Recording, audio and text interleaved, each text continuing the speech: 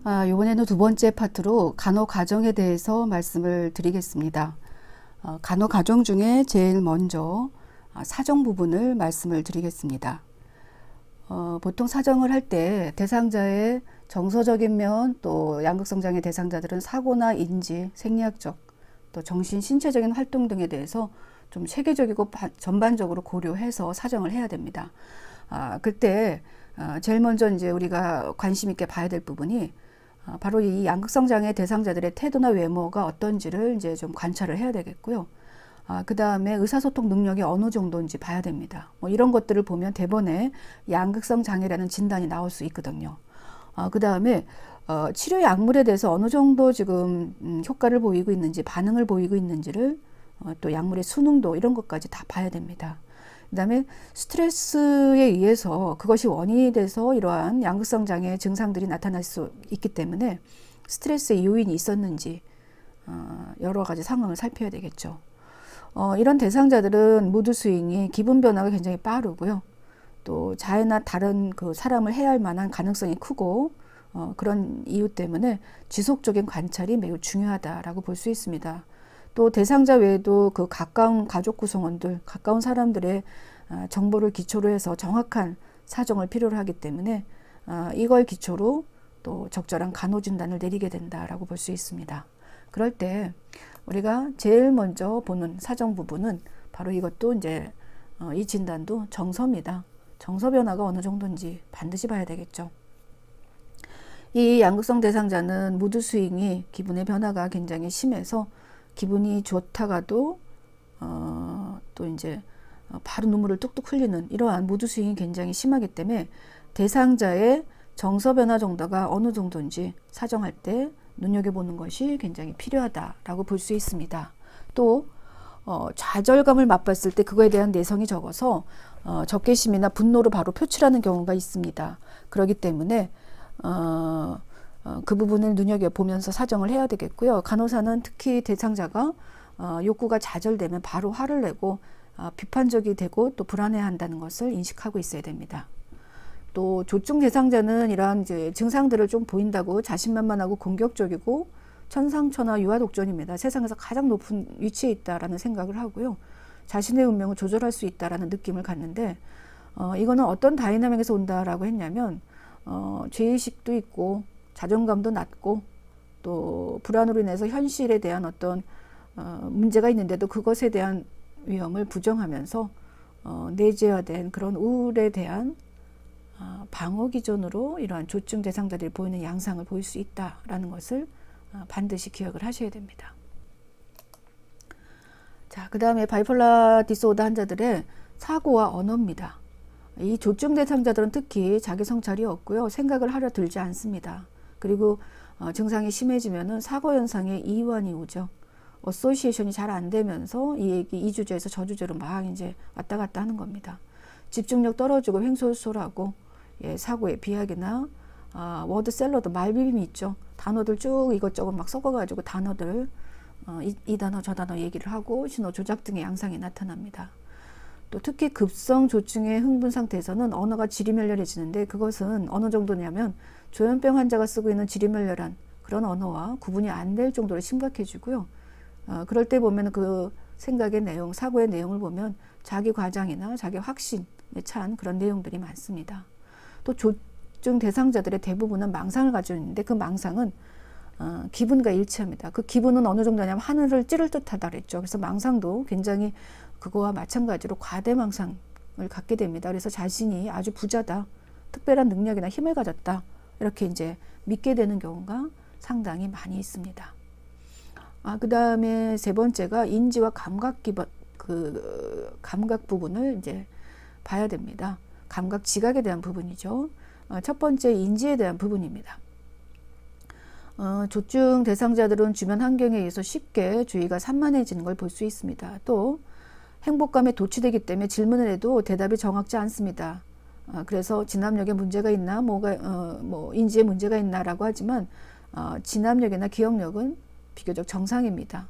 그래서 발병 초기에는 심지어는 그 인지 기능이 굉장히 높은 수준을 나타내는 걸 볼 수 있는데 그렇지만 점차 지나갈수록 병이 진행될수록 기억력이나 집중력, 수행 기능 이런 것들이 다 인지 기능이죠. 이런 것들이 저하되는 걸 볼 수 있습니다. 그래서 그것이 공부하는데도 직업에도 인간관계에도 영향을 주는 그런 상황이 나타나고요.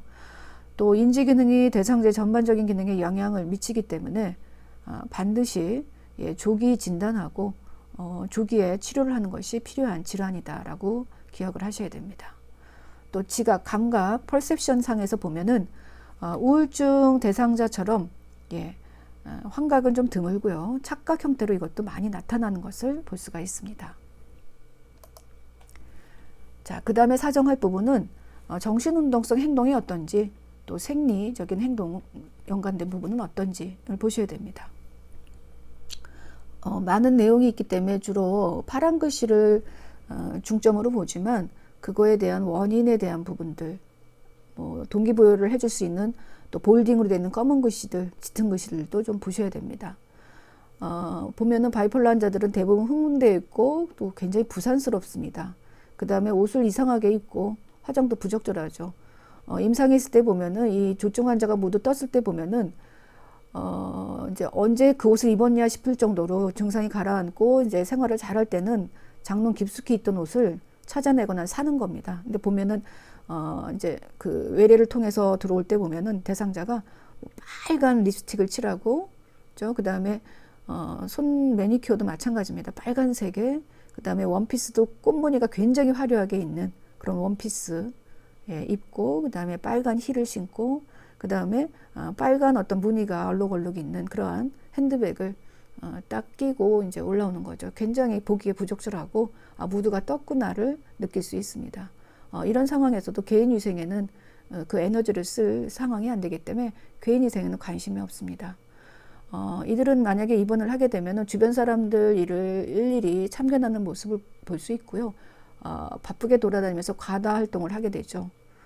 그런 과다 활동으로 인해서 목적된 과업을 늘 완성하지 못합니다. 그러니까 계획은 무성하고 아이디어 쇄도하고 활동도 많은데 어떤 일을 마무리 짓지 못하는 그런 특징을 갖고 있습니다. 그런 것들이 관찰되고요.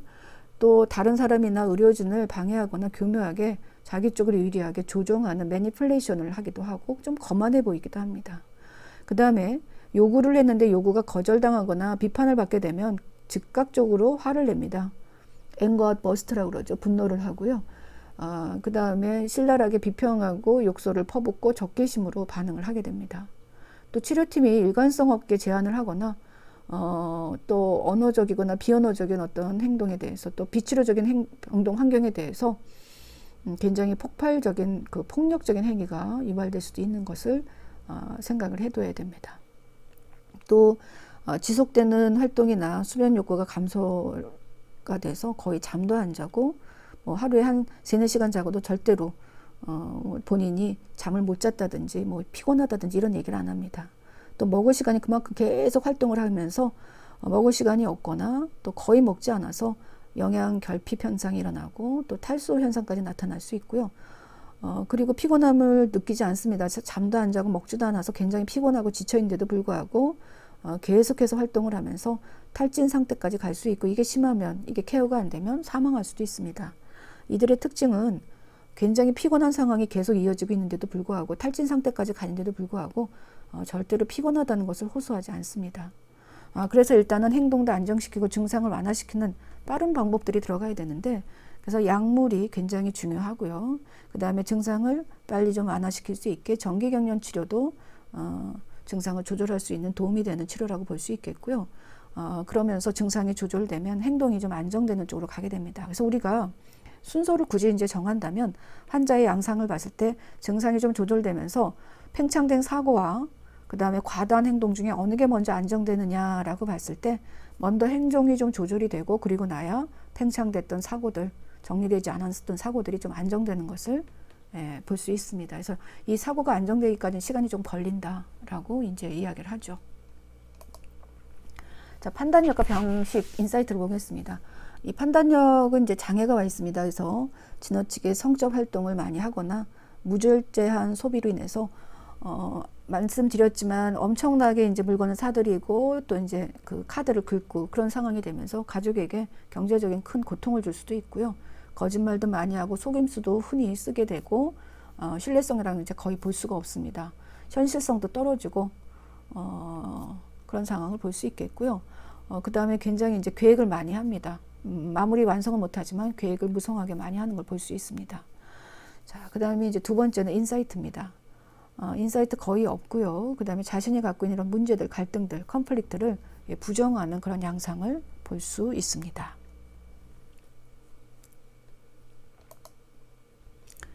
자, 그 다음에 두 번째는 간호진단입니다. 이 양성장애 조증 대상자한테 적용할 수 있는 2018년에 출시된 난다원의 간호진단을 보시면 우선 신체적인 외상의 위험이 우선순위가 돼야 됩니다. 그래서 상해에 대한 위험성을 중지해 줄 수 있는 간호진단이 굉장히 급선무다라고 반드시 기억하셔야 되고요. 그 다음에 신체상의 혼란이나 그 다음에 과다 활동을 하면서 거의 먹지도 않고 먹는 거에 대해서 별 필요성도 느끼지 못하는, 그래서 영양의 불균형 상태가 오는 것들에 대해서 간호진단을 잡고 수행을 해줄 수 있어야 됩니다. 그 다음에 과다한 활동과 정서적으로 불안정한 그런 양상에서 거의 수면을 취하지 못하는 그런 양상을 볼 수 있겠고요. 그래서 수면 박탈에 대한 간호진단을 붙일 수 있습니다. 그 다음에 사회적 상호작용에 문제가 있습니다. 자기중심적이고 다 자아도취적인 그런 행동을 많이 하기 때문에 상호작용이 제대로 일어나지 않죠. 그래서 그거를 간호진단으로 잡아서 도움을 줄 수 있습니다. 그랬을 때 2018년 국시에 나왔지만 잠깐 보시면요. 여러분들 이 간호진단은 제가 이제 이 우울장애에서도 말씀을 드렸지만 양극성 장애라고 이렇게 진단명을 붙여서 이야기할 수도 있고요. 사례형을 주면서 진단을 붙이지 않고 얘기가 나올 수도 있는데 여기서 지금 보시면 이제 이 문제의 상황을 다 줍니다. 그리고 어떤 간호진단을 택하겠느냐라는 걸로 이제 문제가 많이 나오기 때문에 선생님이 그 얘기를 했었죠. 양극성 장애 조증에 문제가 있는 대상자라면 적어도 이런 간호진단이 있습니다를 한번 염두에 두고 문제를 풀 수 있어야 된다라고 이야기를 합니다. 그랬을 때 문제를 보시면 그 양극성 장애를 가진 대상자가 다른 사람의 말에 끼어들고 싸움이 자주 일어날 때 내릴 수 있는 간호진단으로 옳은 것은 이라는 표현입니다. 이럴 때는 여러 사람들과 함께 라는 표현을 쓰고 거기에서의 상호작용에 문제가 일어나는 내용들을 표시했기 때문에 말 그대로 간호진단을 이렇게 사회적 상호작용의 장애라는 표현으로 이제 간호진단을 잡을 수 있습니다. 그 다음에 방어적 대처, 그 다음에 비효과적 대처, 그 다음에 주의력이 떨어지면서 언어적 의사소통에 장애가 일어나기 때문에 그것을 간호진단으로 잡을 수도 있고요. 또 가족에 대처하는 게 굉장히 문제가 생겨서 손상된 가족 대처, 이런 것들을 간호진단으로 잡아서 수행을 해줄 수 있는 상황을 갖게 됩니다. 자, 그 다음은 계획입니다. 이렇게 양극성 장애처럼 정서의 부정적인 상태가 있는 대상자한테 간호과정을 통해서 그럼 우리는 뭘 기대할 것인가? 자신의 정서에 적절하게 반응을 하게 된다는 것을 기대를 할 수 있습니다. 이 자신의 정서에 적절하게 반응한다. 이것은 여러분들한테 말씀드렸지만 증상 완화라는 표현을 썼었죠. 증상이 완화, 정서에 적절하게 반응, 그죠? 라는 개념으로 말씀을 드렸었고요. 그 다음에 그렇게 증상이 완화되고 정서가 적절하게 반응하니까 질병 이전의 상태로 기능이 회복되는 거, 간호적 과정을 통해서 우리는 이런 것들을 기대하게 됩니다. 자, 그 다음에 간호계획 수립에 가장 우선순위로 둬야 되는 것은 뭐가 있겠느냐라는 겁니다. 이 양극성 장애는 급성기에 굉장히 위험한 상황이 돼서 자타의 문제가 될 수 있기 때문에 그것을 가지고 입원을 결정을 할 수 있어야 된다라고 이제 이야기를 드렸는데요. 그러니까 이제 급격한 중재가 필요합니다. 그래서 어떤 부분에서 문제가 되냐면 바로 손상의 위험이 굉장히 크죠. 그래서 간호계획 수립에 가장 우선이 되는 순위는 그 손상 위험을 최소화시키는 쪽에 우선순위를 둬야 되겠고요. 그래서 안전을 유지하고 부적절한 감정 반응을 제거하고 감소시키는 쪽으로 우선순위를 둬서 간호계획을 수립하게 됩니다. 그랬을 때 이 단기 목표는요, 어떤 것들에 이제 그 포커스를 두고 단기 목표를 세우게 되냐면 대상자의 지금의 증상이나 현재의 문제나 관련된 스트레스원에 근거해서 대상자의 자아 개념이나 신체적인 상태, 행동 방식, 감정 표현, 인간관계 등이 향상될 수 있는 쪽으로 단기 목표를 세우게 됩니다. 그 다음에 이제 장기 목표는 이렇게 단기 목표를 세워서 그거에 따라서 수행을 해주고 도움을 받다 보니, 그렇죠? 결국은 장기 목표는 직업적으로 사회 심리적인 어떤 기능을 재충전하고 그래서 삶의 질을 회복하는 것이 장기 목표고요. 이것도 이제 무드 디소다 기분 장애이기 때문에 재발이 잘 된다 그랬죠. 그래서 장기 목표는 재발을 최소화시키는 쪽으로 장기 목표를 잡습니다. 자, 그랬을 때 이 양극성 장애의 간호 계획은 이 양극성 장애 조증 사파를 보이는 대상자의 간호 계획은 급성기 또 우울장애에서 마찬가지로 지속기, 유지기로 치료 계획을 세우는 것이 도움이 된다라고 볼 수 있습니다. 이것도 이제 굉장히 재발을 잘하는 질환이기 때문에요. 자, 그런데 좀 더 차이점은 급성기에는 대상자가 그 조증의 증상이 정말 아주 심각할 정도로 나오면서 입원을 고려할 정도이고 정신병적인 양상까지 나올 수 있다라는 표현을 썼거든요. 그래서 급성기에 초점이 되는 건 뭐냐면 대상자의 신체적인 안전과 치료적인 안정을 취해주는 것이 굉장히 중요하다, 초점이 돼야 된다라고 볼 수 있습니다. 그 다음에 때에 따라서는 필요할 때는 격리를 해서 환자를 좀 안정시켜야 되고요. 그죠? 그래서 SR 매니지를 할 수도 있고 거기에 더 심하면 PR까지 적용을 할 수 있다라고 피지컬 리스트레인트까지 적용할 수 있다라고 표현을 했었고 그 다음에 그 급성기에서는 치료의 그 약물의 효과를 보기에는 너무나 오래 기다려야 된다라고 할 때는 정기경련 치료 ECT를 적용해서 환자에게 도움을 줄 수도 있습니다. 자, 그 다음에 지속기입니다. 이 지속기에서의 초점은 약물 치료의 대상자 그래서 잘 순응하도록 하고 그래서 약물 치료에 잘 순응하다 보니까 재발을 방지할 수 있는 것에 초점을 둬야 됩니다. 왜냐하면 그 조증 대상자들은 자신이 최고이고 자신이 전지전능하고 엄청난 사람이라고 생각하기 때문에 누군가에 의해서 조절이 되고 통제가 되고 약물 치료에 의해서 변화되는 것을 받아들이지 초기에 못합니다. 그래서 이런 것들에 대해서 잘 순응하고 그래서 약물을 잘 치료를 받다 보니까 재발도 방지할 수 있는 쪽에 지속기에 초점을 둬야 됩니다. 이건 우울장애랑 조금 지금 양상은 좀 다르죠. 자, 그 다음에 유지기에는요. 재발이 방지되면서 조증의 정도나 조증의 지속 시간을 좀 경감시킬 수 있는 쪽으로 초점을 둬야 됩니다. 그래서 이렇게 유지기를 잘 벗어나고 나면 대상자는 충동성이나 공격성에 대해서 스스로 잘 조절할 수 있게 되고 또 적절하게 자가간호를 할 수 있게 되고 또 사회적인 상호작용이 원활하게 되고 또 논리적이고 현실적인 거에 기반한 사고과정을 할 수 있게 되고 치료약물도 잘 복용하는 그런 상황을 갖게 됩니다. 자, 그 다음에 네 번째는 중재입니다. 중재는요, 일단 여러분들한테 이제 대상자들이 중재할 때는 우리가 어디에 좀 포커스를 맞춰야 되는지 먼저 말씀드리고 그 중재로 들어가겠습니다. 이 그 양극성 장애 대상자들 중에 조증의 에피소드를 보이는 대상자다. 이럴 때 이 대상자는 언제 치료해주고 언제 간호중재해주는 것이 가장 효과적이겠느냐, 그 시기가 있겠느냐는 겁니다. 자, 이미 대상자가 조증의 양상이 마구마구 나타나서 거기에 문제가 생긴다 이러면은 그 행동에 굉장히 심각성이 더한 시기죠. 그렇기 때문에 그 이전에 대상자가 뭔가 부정적인 과정으로 접어들기 시작했다라는 것을 느끼는 시간에, 그죠?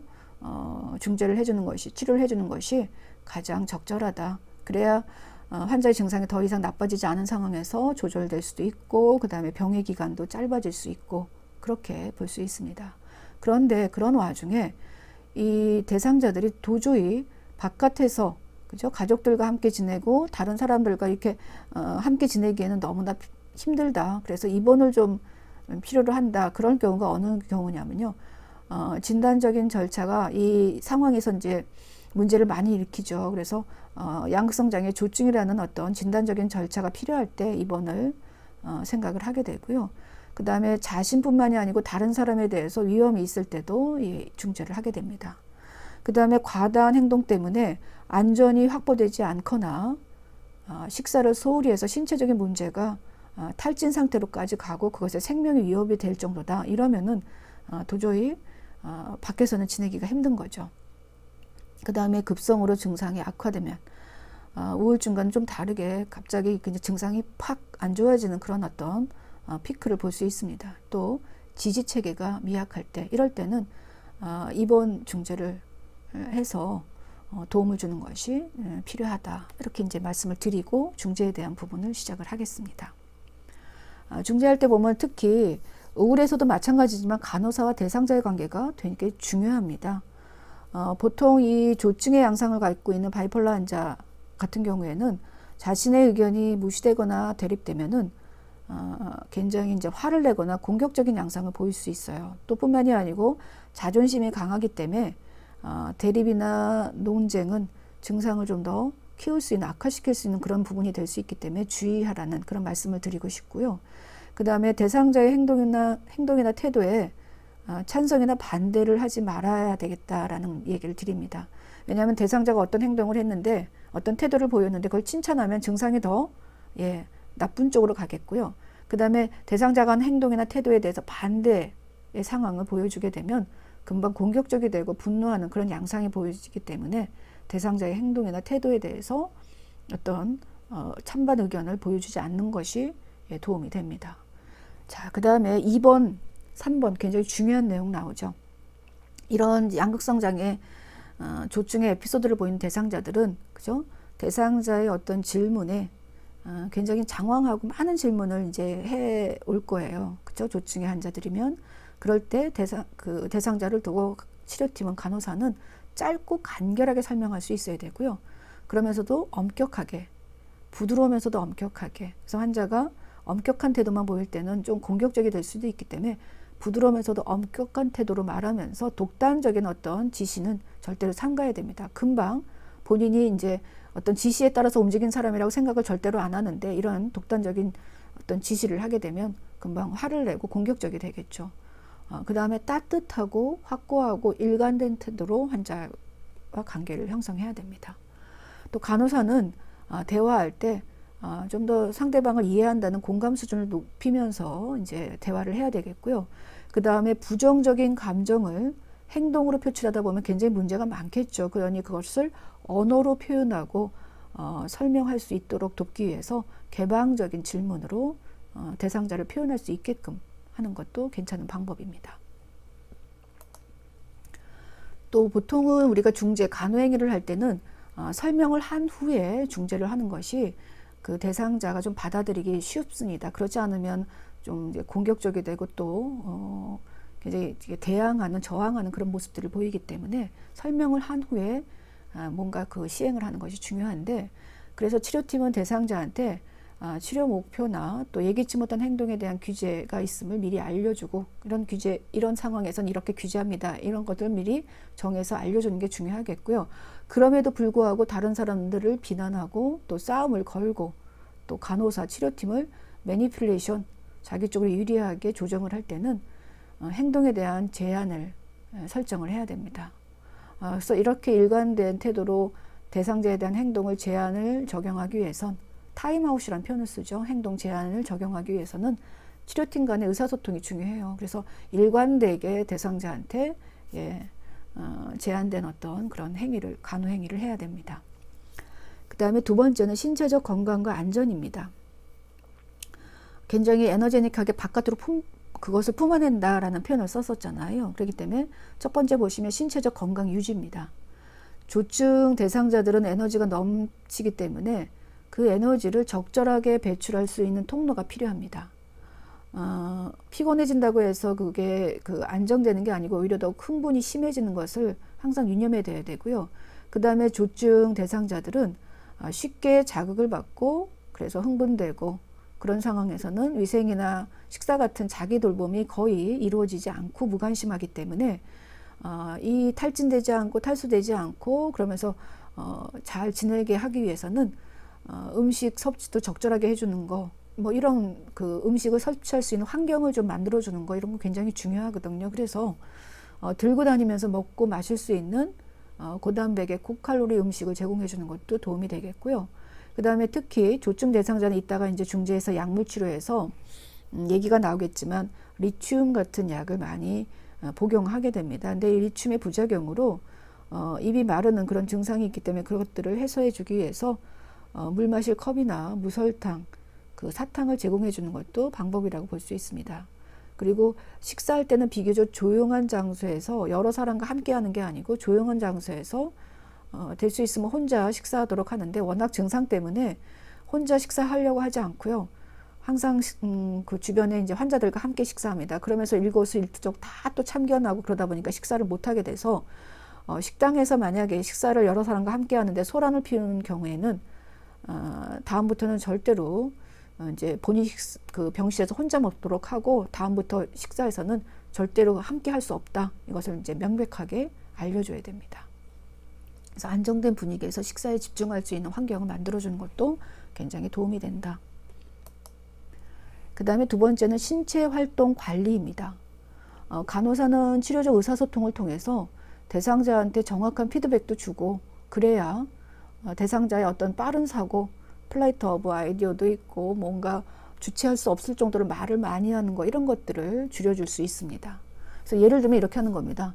간호사는 대상자가 하나의 주제에서 다음 주제로 급하게 이동하게 되면 플라이트 오브 아이디어를 보이면 이해하지 못한다. 그러니 명확하게 다시 설명해 달라라고 요청하고요. 그 다음에 한 번에 한 가지 주제만 이야기 좀 해줬으면 좋겠다. 이렇게 요청을 하는 겁니다. 그 다음에 그 감정을 행동화로 표현하지 않고 그 에너제닉한 그 감정을 말로 표현하도록 한다라고 했는데 또 말이 많아질 수 있기 때문에 도움이 되는 거는 감정을 표현하는 데는 글쓰기 같은 이런 매체를 이용해서 감정을 표현하게 하는 것도 굉장히 유용하다라고 볼 수 있습니다. 자, 그 다음에 이 3번과 같이 이제 파란 글씨는 좀 인식을 하셔야 되는데요.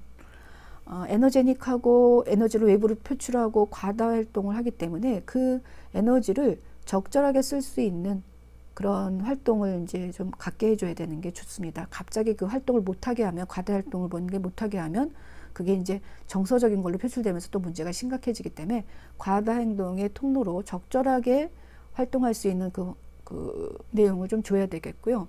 그 다음에 비경쟁적인 운동에 참여하도록 격려하면서 신체 활동이 건설적인 목적으로 이용되도록 도와주는 것이 신체 활동에 굉장히 좋은 관리라고 볼 수 있습니다. 왜냐하면 그 대상자들의 특성이 집중기간도 짧고 게임이나 운동을 할 때 그게 게임이나 운동에 지속적인 흥미를 갖지도 못하고 또 그거에 대한 규칙을 지키기도 어렵기 때문에 그 다음에 마음은 앞서고 나는 꼭 이겨야 되고 이길 사람이다 라고 생각하지만 실상은 그렇지 못하거든요. 상대방을 이기기 굉장히 어려운 환경이기 때문에 그럴 때는 환자의 갈등을 피해주고 좀 안정을 취하게 하기 위해서 경쟁적인 운동은 피하고 비경쟁적인 운동을 통해서 신체적인 활동을 하되 그것이 건설적인 목적으로 사용할 수 있는 뭐 청소를 한다든지 거기에 맞는 사소한 활동들을 할 수 있게끔 해줍니다. 또 그 다음에 조증 대상자가 만약에 과대망상을 보인다. 이럴 때는 본인의 어떤 그 척박했던 굉장히 안 좋은 환경에 대해서 그걸 자꾸 부정을 하면서 나는 위대하고 나는 엄청난 사람이고 이런 어떤 과대망상을 보이는 경우가 많겠죠. 그럴 때는 현실을 좀 인식하도록 하면서 또 실제의 상황을 좀 강화시키는 쪽으로 가게 하고요. 그 다음에 대상자의 어떤 신념, 갖고 있는 생각에 도전하거나 또 망상적인 사고를 부추기는 그런 상황이 돼서는 절대로 안 되겠다라고 이야기하는 겁니다. 또 조증 대상자는 주변 사람들을 매니플레이션하는 경우가 상당히 큽니다. 그래서 서로의 어떤 그 대화를 많이 하면서 일관성 있는 태도를 취하는 것이 중요한 간호라고 볼 수 있습니다. 자, 그 다음은 약물 치료입니다. 그 양극성 장애를 치료할 때는 1차적인 약물은 우울증과 조증, 내려간 기분과 그 다음에 올라간 기분의 순환을 안정화시키는 기분 안정제, 무드 스테빌라이저라는 표현을 쓰죠. 이런 약을 이제 쓰게 되는데 거기에 제일 대표적인 게 리튬이고 그 다음에 경련을 일으키지 못하게 하는 그런 치료약이지만 무드 스테빌라이저를 쓰는 그런 약들을 통해서 양극성 장애를 치료하게 됩니다. 근데 보통 이제 포커스가 우리가 무드 스테빌라이저라고 하지만 우울 장애 같은 경우에는 내려가 있는 기분을 올렸고요.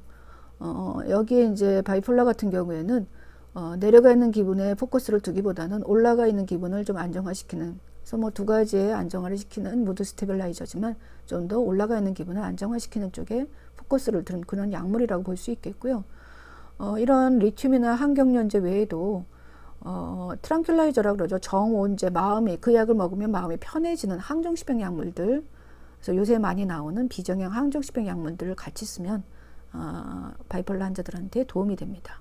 그랬을 때 제일 많이 쓰고 또 이제 국가고시에서 제일 많이 나왔던 요새는 이게 부작용이 좀 많아서요. 약물을 쭉 유지하면서 계속적으로 그 모니터링을 해야 되는 약이기 때문에 다른 약으로 많이 바뀌고 있지만 그래도 여러분은 양극성 장애 조증 환자들을 하면 반드시 리튬은 꼭 공부를 하고 지나가셔야 됩니다. 내년에 약물 치료할 때 리튬은 다시 얘기하지만 중요한 부분들 이야기 드리겠습니다. 리튬 카보네이트, 리단이라는 상품명을 가진 리튬은 작용 기전이 노에피네프린이나 세로토닌, 도파민 등의 아민 신경전달 물질의 수용체를 좀 안정화시키면서 약효를 보게 됩니다. 그 다음에 리튬의 특성은 솔트, 나트륨, 염분과 화학 구조가 굉장히 유사합니다. 그래서 신체의 염분 농도가 변화하게 되면 자동적으로 리튬의 수준이 변화되는 것을 볼 수 있는데요. 어떤 식으로 변화가 되냐면 체내의 염분 섭취가 증가하게 되면 오히려 혈중의 리튬의 농도가 감소합니다. 그러면 소금을 굉장히 많이 먹게 됐다. 그러면은 치료의 혈중 농도에 들어와 있던 리튬이 그 농도가 이제 감소되니까 이 정도로 치료가 되고 있겠지라고 했던 것에 치료가 안 될 수도 있다는 것을 우리가 생각을 해야 되겠고요. 그 다음에 염분 섭취가 감소하면 뭐 이뇨제를 쓴다든지 구토하거나 어떤 설사로 인해서 아니면 땀을 많이 흘리는 운동을 했을 경우에 염분이 많이 소실되겠죠. 이럴 경우에는 체내 염분 섭취가 감소하면서 리튬의 혈중 농도가 이 정도에서 잘 치료되겠지라고 하는데 이런 상황이 되면 독성 수준으로 증가되면서 부작용이 나오고 굉장히 심각해질 수 있습니다. 그래서 적정량의 염분 섭취를 통해서 이 적정량이라는 것은 너무 짜지도 너무 싱겁지도 않게, 그죠? 리튬의 독성을 예방하기 위해서 특히 염분 섭취도 적정량이고 그러기 위해서는 식사를 거르지 않도록, 왜냐하면 대상자들은 거의 물도 안 먹고 뭐 밥이나 이런 거를 거르기가 일수라고 했기 때문에 절대로 식사를 거르지 않고 약물 치료를 받을 수 있도록 도와주는 게 중요합니다. 또 임상에 적용할 때 보면은 당연히 그래서 지금 말씀드린 대로 급성의 조증이나 또 조증의 사파의 강도를 줄이기 위해서 또 예방하기 위해서 유지치료 시에 쭉 이 환자는 이 정도에선 증상이 완화된 것이 쭉 유지가 되겠다. 그래서 한동안 그 용량으로 쭉 유지치료를 하는 그런 상황으로도 쓸 수 있지만 이게 무드 스테빌라이저이기 때문에 우울증에도 효과적인 것은 맞다라는 표현입니다. 근데 이제 뭐가 문제냐면 이 항조증의 효과를 나타내기까지 리튬을 먹어서 막 그 급성의 조증 양상이 나타난 대상자가 입원을 했습니다. 그래서 리튬을 투여했는데 조증에 대응하는 항조증 효과가 나오기까지 한 2주에서 심하면 6주까지의 시간이 소요됩니다. 그럼 환자는 그 급성기의 조증 양상은 거의 통제가 안 되는 상황인데 너무 힘들고 주변 사람들도 힘들게 하는 그런 상황인데 그 리튬만 주고 기다릴 수가 없죠. 그래서 항정신병 약물, 뭐 예를 들면 이제 비정형이라고 하지만 과거에는 할로페놀 같은 약을 많이 줬고요. 이런 항정신병 약물로 이제 조증 투여해서 조증을 먼저 억제를 시킵니다. 그래서 이제 조증이 잘 억제되면서 조절이 되면, 그죠? 그러면서 그런 시기에서 조금 지나면서 리튬이 이제 어느 정도 효과가 나타나기 시작하면 리튬의 효과만 보면 되기 때문에 항정신병 약물은 줄여나가면서 이제 끊으면 됩니다. 그래서 이제 리튬으로 계속 치료해 나가면 되죠. 그렇지만 최근에는 이 리튬과 함께 항정신병 약물 같이 쓰는 것도 환자의 기분을 안정되게 유지하는 데 도움이 된다라고 해서 이 무드 스테빌라이저랑 항정신병 약물, 그 중에서도 이제 최근에 개발된 1995년 이후로 개발된 약들을 비정형이라고 하거든요. 그 이전에 1950년대부터 개발돼서 썼던 약들은 정형이라는 표현을 씁니다. 근데 이제 최근에 개발된 약 중심으로 비정형 항정신병 약물, 그래서 뭐 리스페르돈이나 올란자핀 뭐 이런 약들을 같이 병행해서 사용하는 것이 굉장히 일반화됐다라고 볼 수 있습니다. 또 흡수된 리튬이 신장을 통해서 대부분 배설이 되기 때문에 치료 시작하기 전에 신장 기능이 어느 정도인지를 꼭 확인을 해야 됩니다. 그래서 만약에 신장 기능이 좋지 않으면 신장에 이 약을 먹으면 로드가 많이 걸리기 때문에 다른 약으로 좀 선택을 해야 되겠고요. 그 다음에 이 약을 계속 먹다 보면은 갑상선 기능에 저하가 올 수 있기 때문에 갑상선 기능에 문제가 없는지를 먼저 검사를 시행해야 됩니다. 그 다음에 심전도에 변화가 오고 심기능에 문제가 생길 수 있기 때문에 심전도 검사도 먼저 해야 되겠고요. 그 다음에 리튬과 연관돼서 이제 문제가 변화가 같이 될 수 있기 때문에 전해질 검사도 시행을 해야 됩니다. 그래서 리튬이 치료가 적합하고 안전한지 확인하는 것이 중요하겠고요. 그랬을 때 리튬에 이 정도 들어가면 치료가 되는 거다라고 하는 혈중 농도는 샘플링을 했을 때 보면은 0.8에서 1.4 미리 이퀴발런트 퍼 리터 정도의 이제 치료 농도가 나와야 치료가 되고 있다라고 볼 수 있겠고요. 그 다음에 어느 정도 증상이 완화되면서 안정기로 들어가면 요 정도에 유지시켜 놓으면 치료가 되겠구나 하는 유지 치료 시에 그 혈중 농도가 있습니다. 요거는 0.8에서 1.4 안에서 움직이지만 조금 낮은 농도로 0.6에서 1.2 미리 이퀴발런트 퍼 리터 정도가 이제 나올 때 이 정도로 이제 유지를 쭉 시키면 되겠구나 라고 이제 말씀드릴 수 있고요. 급성기 조증에서는 요거 용량이 조금 올라가야 되겠죠. 그래서 1.0에서 1.5 미리 이퀴발런트 퍼 리터 정도의 혈중의 농도가 나와야 급성기의 증상을 좀 완화시킬 수 있겠다라는 개념입니다. 노인 같은 경우 또 신체에 질병이 있는 경우에는 좀 낮은 농도로 그 리튬을 낮은 농도의 혈중 농도가 되도록 리튬을 투여하는 것이 좋습니다. 그랬는데 만약에 리튬의 그 레벨이 그죠? 뭐 치료가 잘 되는 줄 알았는데 엄청나게 이제 체내에 소음기가 줄어들면서 리튬의 농도가 갑자기 올라갔다든지 그죠? 아니면 다른 어떤 상황에서 리튬의 혈중 농도가 올라갔습니다. 그럼 부작용이 나오겠죠. 1.5 mg per 리터 이상이 나오면 부작용이 나오는데 보통 제일 먼저 나오는 게 이제 나우자, 보미팅, 그리고 설사, 다이레 사인입니다. 그리고 체중의 증가가 오고 단요, 부종, 구갈, 제일 많이 또 먼저 오는 게 흔한 게 트레모, 핸드 트레모입니다. 그 다음에 이제 갑상샘 기능의 저하증이 나타날 수 있겠고요. 그 다음에 2.0 이상이 되면 심한 지금 말씀드렸던 1.5 이상이 됐을 때 나왔던 증상이 더 심해지는 걸 볼 수 있겠고 2.5 이상이 되면 리튬 레벨이 혈중 농도가 2.5 이상이 되면 발열에 그 다음에 혼수 상태에 빠지고 잘못하면 사망할 수도 있는 그런 양상을 볼 수 있습니다. 그래서 리튬은 드럭 모니터링을 해야 되는 약물이다. 혈중 농도를 계속 체크해야 되는 약이다 라는 표현을 쓰는데요.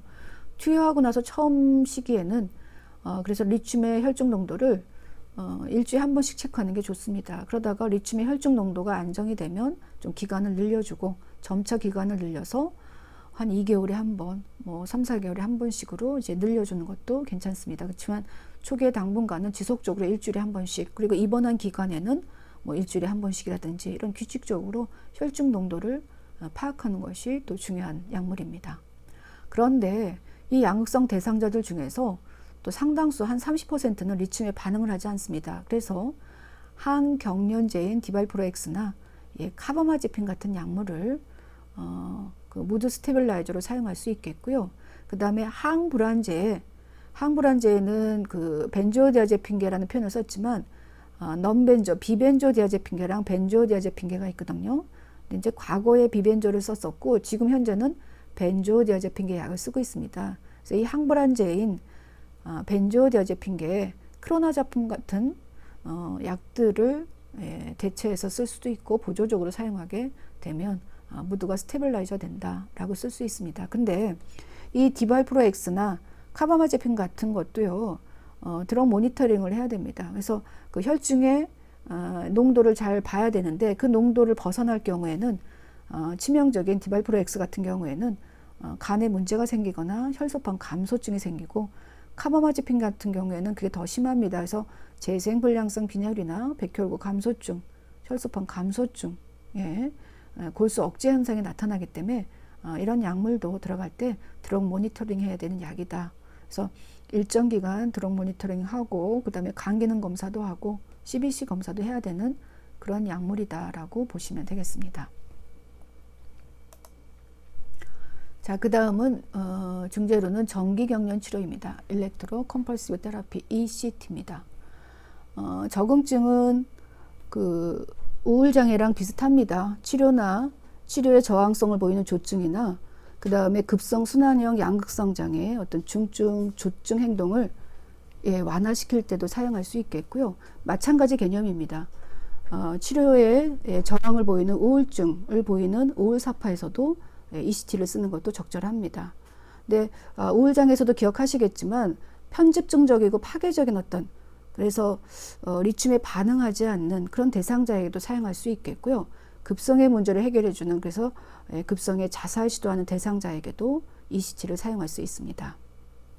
그러니까 무드 디소더에 대한 ECT를 사용할 수 있다라고 기억하시면 좋겠고요.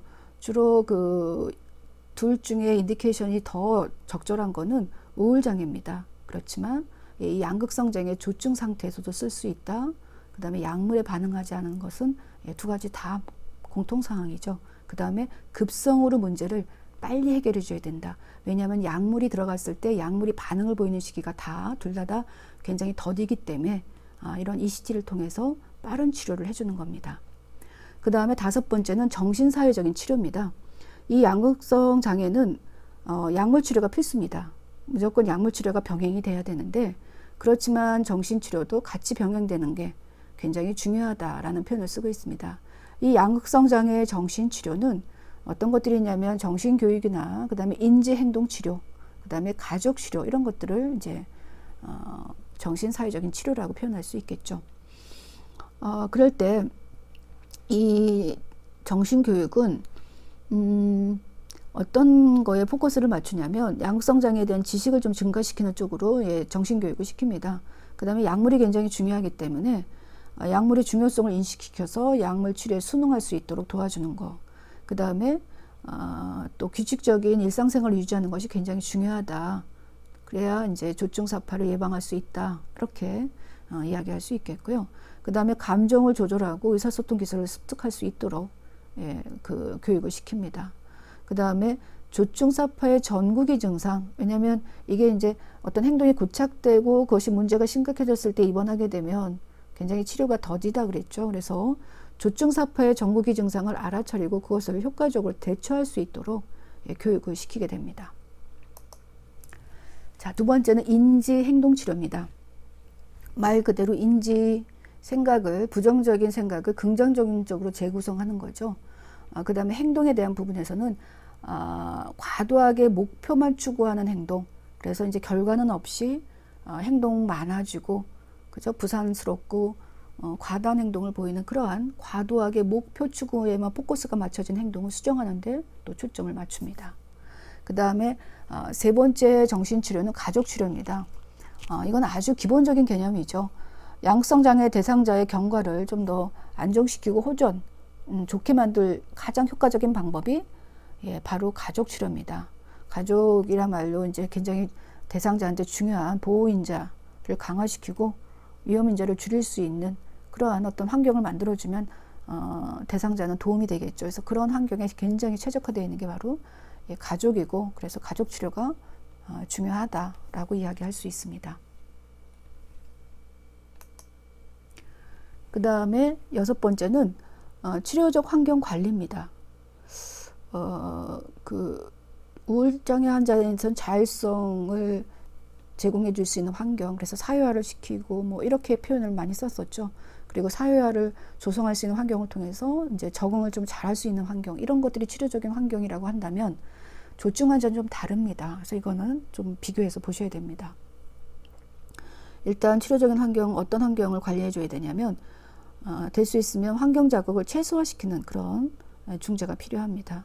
왜냐하면 자극적인 환경에서는 굉장히 환자가 증상이 더 이렇게 올라갈 수 있기 때문에 도전적이지 않고 자극적이지 않은 환경을 유지하는 게 좋겠다는 거죠.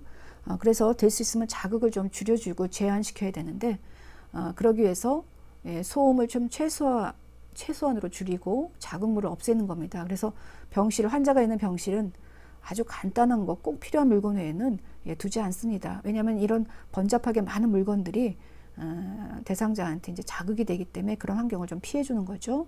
그리고 편안하고 조용한 환경, 좀 더 허용적인 환경, 그리고 조증 환자들끼리는 같이 두면 거의 뭐 병동이 폭발합니다. 그래서 될 수 있으면 분리해서 관리하는 게 좀 더 도움이 되겠다라고 볼 수 있겠고요.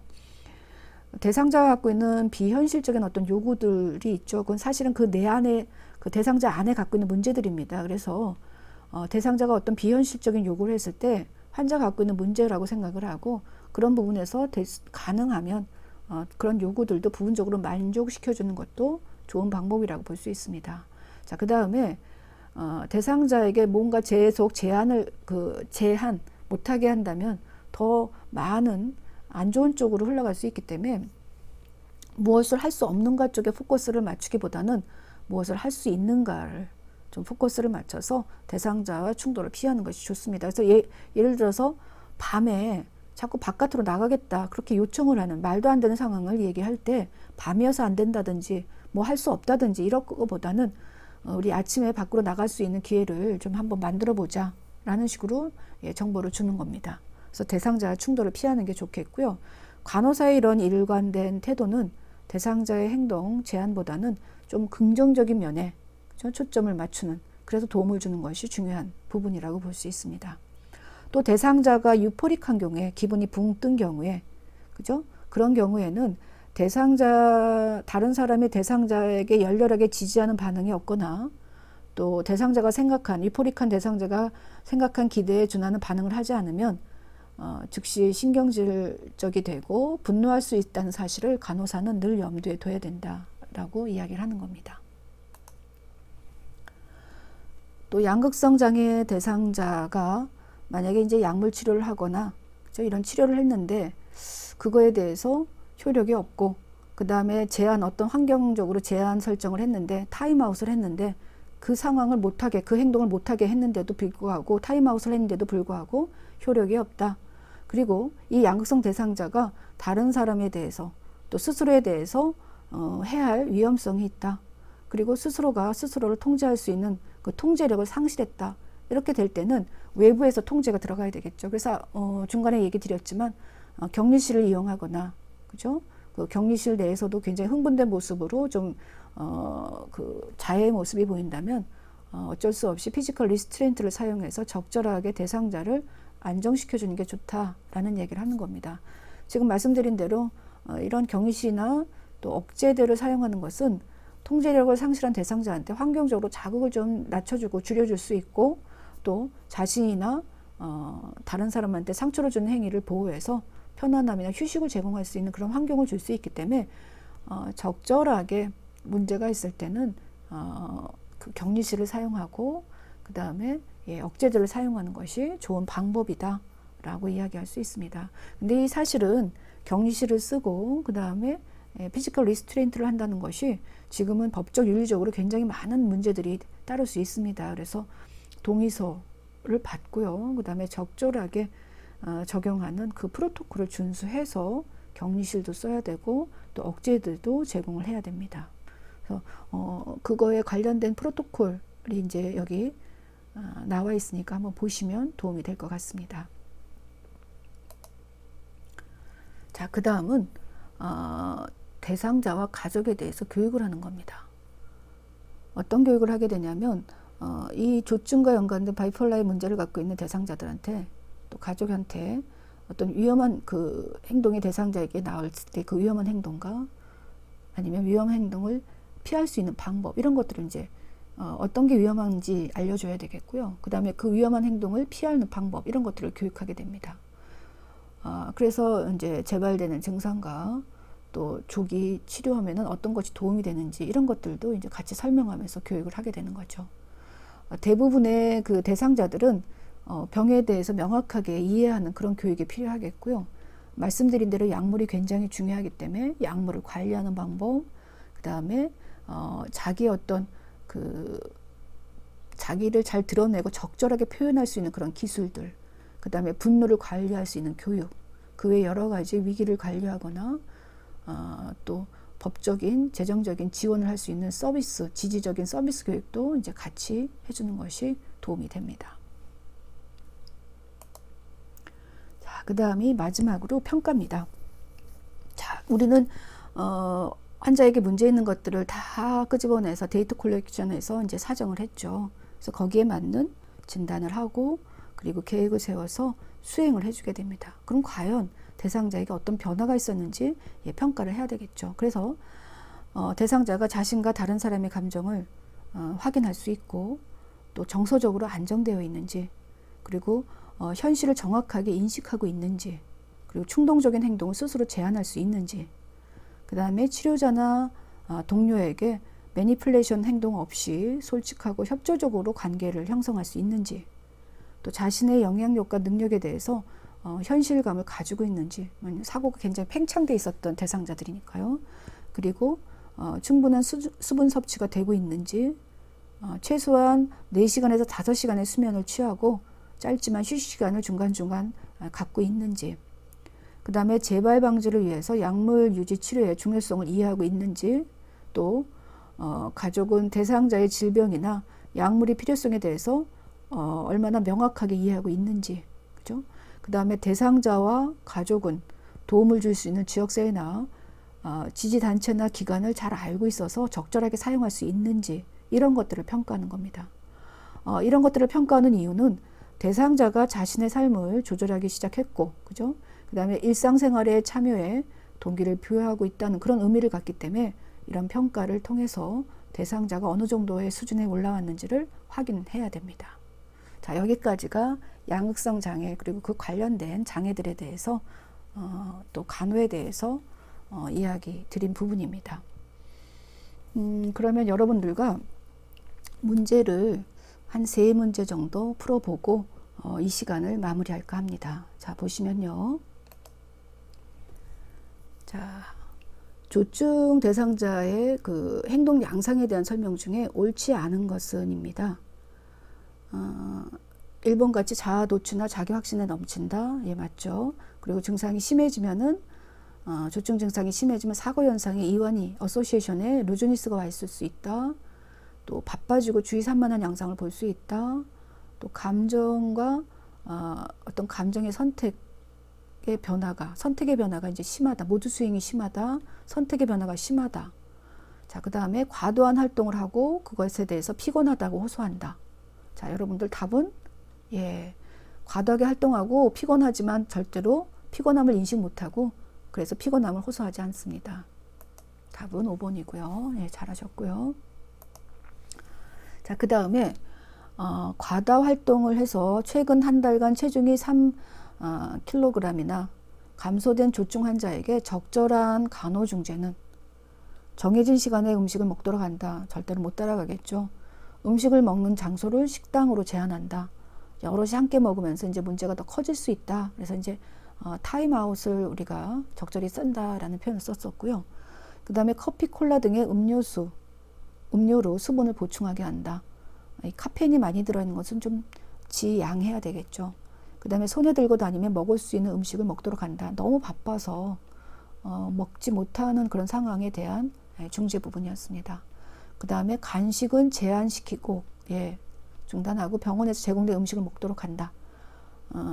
병원에서 제공된 음식을 제대로 된 시간에 제대로 된 장소에서 먹지 못하기 때문에 답은 이렇게 4번과 같이 손에 들고 다니면 먹을 수 있는 음식으로 먹도록 한다.